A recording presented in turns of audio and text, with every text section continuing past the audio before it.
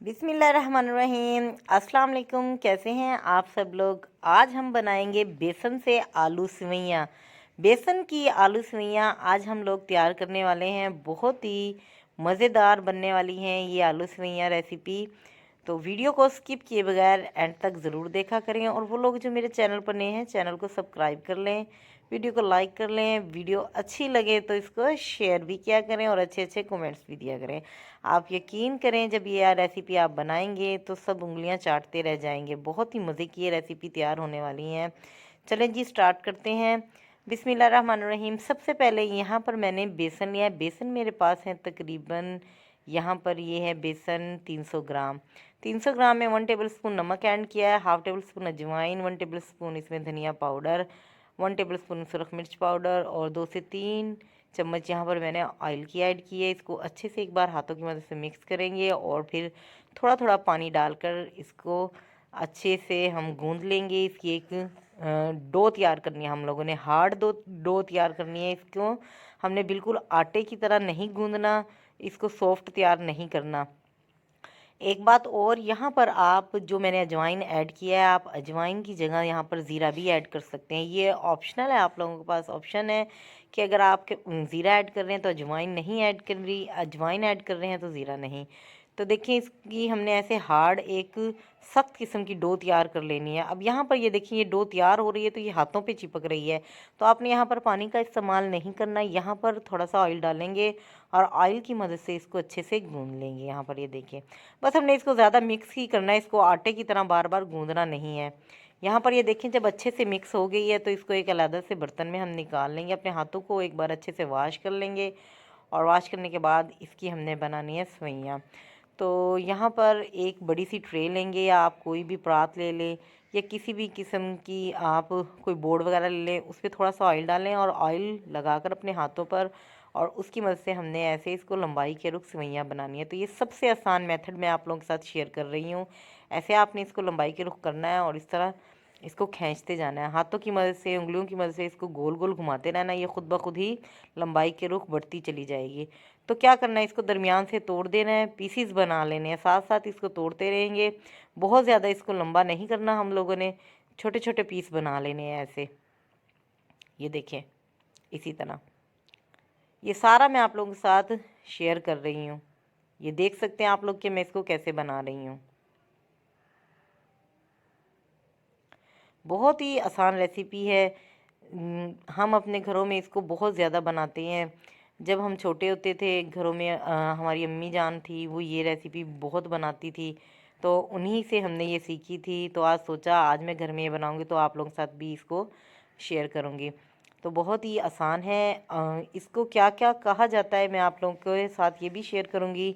हम लोग तो इसे कहते हैं आलू सेवइयाँ, अक्सर घरों में कहते हैं कि बेसन के आलू, या बाद इलाकों में इसको ऐसे कहते हैं कि आलू बेलने, कुछ भी कह देते हैं इसको। तो लेकिन जो भी है, लेकिन ये मज़े की बहुत बनती है। अब हाफ़ की हमने इसकी सेवइयाँ बना ली थी, और हाफ़ जो है इसके हमने छोटे छोटे ऐसे गोल गोल पेड़े कर लेने हैं। एक ही जैसी क्वांटिटी लेनी है, अगर बड़े छोटे हो भी जाए तो कोई मसला नहीं है। हमने गोल गोल इसके छोटे छोटे से पेड़े से बना लेने हैं, रसगुल्ला टाइप, गुलाब जामुन टाइप, कोई भी टाइप आप इसको कह सकते हैं। ये देखिए, गोल गोल हो। ये सारे हमने 1 बाय 1 इसी तरह बना लेने। इसके हमने बनाने हैं आलू। इसको दरमियान से हम कट करेंगे। कट कैसे करेंगे मैं भी आपको दिखाती हूँ साथ साथ कि इसको भी हमने क्या करना है।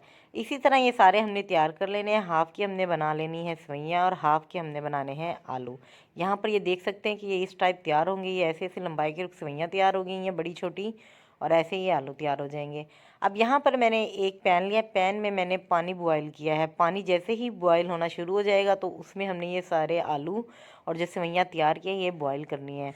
1 बाय 1 सारी ही इसी के अंदर हमने ऐड कर देनी है। ये याद रहे कि पानी का इस्तेमाल ठंडा नहीं करना। अगर पानी ठंडा होगा, बॉयल अभी नहीं आया होगा, आप लोगों ने अगर इसमें ये ऐड कर दी पानी में, तो ये घुल जाएंगी, आपस में जुड़ जाएंगी, ये अलग-अलग से बॉयल नहीं होंगी। मतलब ये आपस में इनका हलवा सा बन जाएगा। जैसे ही पानी गर्म हो, जैसे ही इसमें बॉयल आना शुरू हो जाए, तो फिर आप लोगों ने इसके अंदर डालना। डालने के बाद इसको एक बार चम्मच की मदद से ऐसे मिक्स कर देना है, हिलाना है ताकि ये आपस में जुड़े नहीं। आप यहाँ पर ये देख सकती हैं, ये पानी तकरीबन पक रहा है और इसमें भी बॉयल आ गया है। इसको 2 से 3 मिनट तक अच्छे तरीके से बॉयल करेंगे, इसको पकाएंगे और फिर इसको एक अलग से प्लेट में हम निकाल लेंगे। मैं अभी ये दिखाती हूँ कि ये देखिए माशाल्लाह उबलते हुए कितनी खूबसूरत लग रही हैं। ये देखिए माशाल्लाह कितनी खूबसूरत ये बॉयल हो रही हैं और अलग-अलग है। मैं एक बार आप लोगों को दिखाती हूँ क्लोज से। ये देखिए माशाल्लाह कितनी खूबसूरत लग रही हैं। इसको इसी तरीके से बॉयल करना है और ज़्यादा बॉयल नहीं करना, सिर्फ 2 से 3 मिनट। अब यहाँ पर ये देखेंगे इसको मैंने सारी जो सेवइयाँ हैं और आलू है सबको एक अलग प्लेट में निकाल लिया और इस पानी को ज़ाया नहीं करना। इसी पानी को हमने इस्तेमाल करना है आगे चलकर, वो भी मैं आपको बताती हूँ इसको कैसे इस्तेमाल करना है। अब यहाँ पर ये जैसे ही मैंने प्लेट में इसको डाल लिया है सारी सेवइयाँ को, तो जो ये गोल गोल हमने जो पेड़े बनाए थे उसके हमने आलू बनाने हैं। आलू कैसे बनाने ये देख सकते हैं आप। मैंने इसको दरमियान से ऐसे कट लगा दिया है। या तो आप इसके 2-2 पीस बना लें या 3-3 पीस बना लें, ये आप लोगों पर डिपेंड है जैसे आप लोग कैसे खाते हैं इसको। तो 2-2 मैंने पीस बना लिए हैं। जो थोड़ा सा पेड़ा मुझे बड़ा लग रहा था उसमें से मैंने 3-3 पीस बना लिए हैं। देखिए मैं क्लोज से दिखा रही हूँ आप लोगों को। इसी तरह ये सारे हमने कटिंग कर साइड पर कर लेना है और इसको छोड़ देना है। अब यहाँ पर एक कढ़ाई में मैंने तकरीबन 1 से 1.5 कप ऑयल लिया है और इसमें ऑयल का अच्छे से गर्म कर लिया है। 1 टेबल स्पून इसमें ज़ीरा ऐड किया है और इसके बाद मैंने 3 अदद प्याज ली थी। प्याज को अच्छे से मैंने पहले ही कच्ची प्याज को पीस लिया है। पीसने के बाद उसको मैं ऑयल में डालकर इसको अच्छे से फ्राई कर लूँगी। इसको मैंने लाइट ब्राउन करना है, इसको अच्छे से फ्राई करते रहेंगे। अगर आप चाहे तो प्याज है इसको पहले ब्राउन कर लें और ब्राउन करने के बाद आप इसको पीस लें। एक ही बात है, या पहले आप पीस लें, लेकिन ये है कि टेस्ट में फ़र्क भी आ जाता है।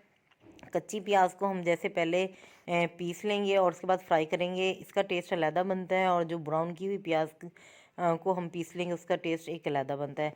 जिस तरह आप लोगों को इजी फील हो आप उसी तरीके से कीजिए।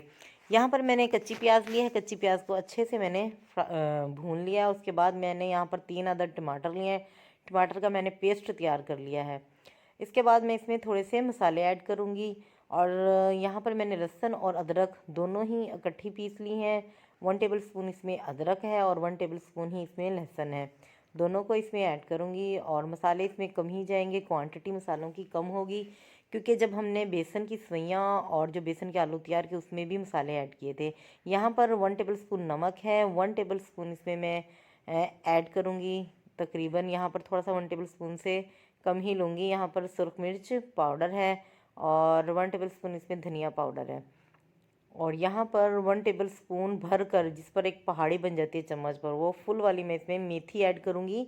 मेथी इसकी मेन चीज़ है, इसमें जो मेन चीज़ जाएगी वो मेथी है। मेथी के बग़ैर ये रेसिपी, ये जो आलू सेवइयाँ हैं वो हमारी अधूरी है। तो याद रहे खुश्क मेथी आप लोगों ने इसमें ज़रूर ऐड करनी है। ये इजीली बाज़ार से मिल जाती है, इसका एक डब्बा मिलता है, इसको आप एक ही बार ले आएँ और किसी डब्बे में डालकर घर में ही इसको सेव कर लें।